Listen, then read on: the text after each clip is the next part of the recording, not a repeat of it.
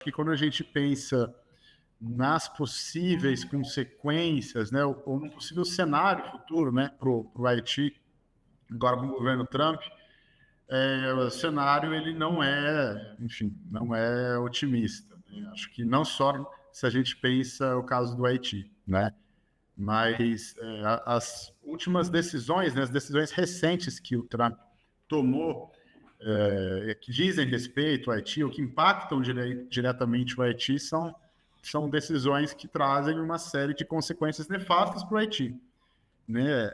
Acho que é importante a gente ter uma olhada, né, um pouco mais geral, também sistêmica, né, de localizar a importância do Haiti para a política externa americana, né, no primeiro momento.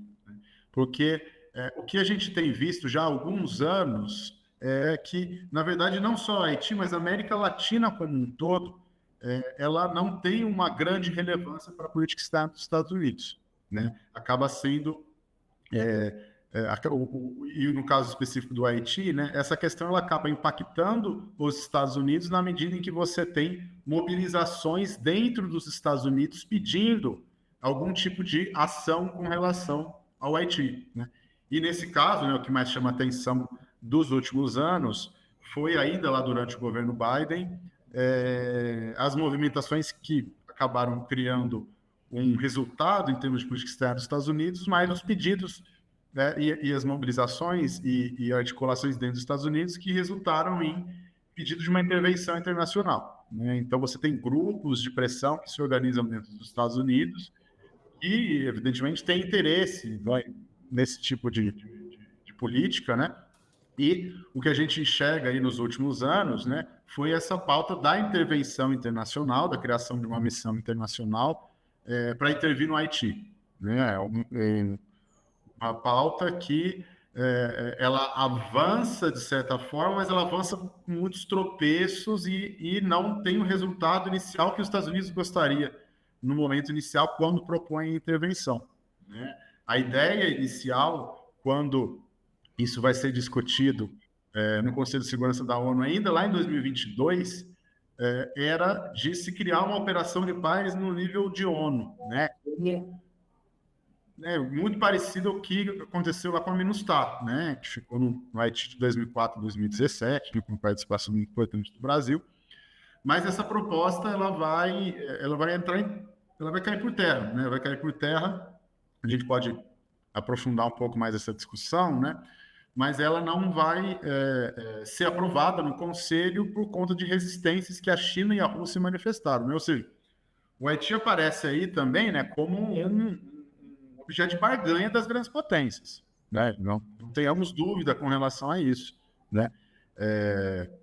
Mas acabou sendo interessante para o governo americano à medida em que a crise no Haiti começou a afetar também fluxos migratórios, né, para os Estados Unidos, que é uma outra questão que a gente pode abordar aqui também, né, inclusive na chamada do programa, né, deixou muito claro essa questão migratória, né, dos haitianos que moram nos Estados Unidos, também considerados agora, principalmente no governo Trump, né, daí eu acho que uma grande diferença, né, do governo Trump para o governo Biden, essa consideração dos migrantes, né, em geral, como uma ameaça, né? Os primeiros meses do governo Trump foram isso, né? As cenas horrorosas que a gente viu, né, da repatriação forçada de uma série de pessoas, né? Então, eu acho que esse é um dos assuntos que, quando a gente pensa a política dos Estados Unidos, não a política dos Estados Unidos para o Haiti, né? Porque aí eu acho que dialoga a questão mais que tem tido mais discussão é a questão da intervenção, né? Mas uma política interna dos Estados Unidos que tem um impacto profundo para o Haiti e para a América Latina como um todo, né? Então, eu acho que nesse quesito a questão migratória ela é um grande tema de diferença, que a gente reconhece diferenciação entre o que era o governo Trump para o governo Biden, né? Porque nesse caso da intervenção, e aí a gente pode aprofundar também essa discussão, há uma continuidade, né? Então, acho que isso é importante a gente ter em mente também, né?